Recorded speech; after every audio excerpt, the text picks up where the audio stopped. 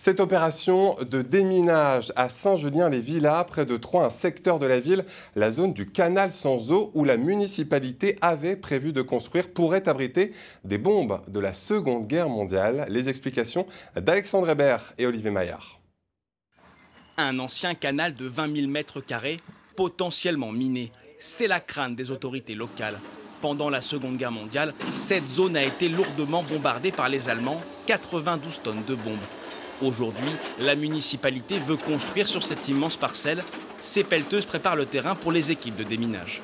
Ça va permettre quoi? Ça va permettre de pouvoir donner un terrain pour les personnes qui vont faire de la sécurité civile, qui vont faire le déminage et qui sera non pollué par des éléments récents et par ces éléments-là qui n'ont plus rien à faire, qui puissent être libres de travailler correctement.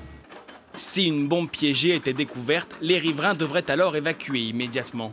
Plan à la main, cet élu municipal explique à ses habitants la procédure à suivre. Des riverains pas forcément très rassurés. On a quand même peur du fait qu'il peut y avoir effectivement une bombe et que ça peut exploser, même si on a été rassuré et prévenu lors des réunions qu'on a eues. C'est quand même quelque chose qui pose question. Après, on est obligé. Donc de toute façon, que ce soit une bonne ou une mauvaise idée, on n'a pas le choix. Selon cet élu, le risque de découvrir une bombe serait cependant très faible, de l'ordre de 3%. Mais il l'assure, il préfère éviter tout danger. Combien vaut le prix d'un homme? Est-ce qu'il faut attendre qu'il y ait quelque chose qui se passe quand on va faire les travaux, quand on va faire des fouilles, ou bien est-ce qu'il faut les faire avant? Je pense qu'on n'a pas le droit de mégoter sur la sécurité des gens, des biens des personnes. Il faut faire le travail avant de faire quoi que ce soit d'autre, quelle que soit la construction. Les équipes de démineurs devraient arriver dans les prochains jours. L'opération s'achèvera le 22 juin.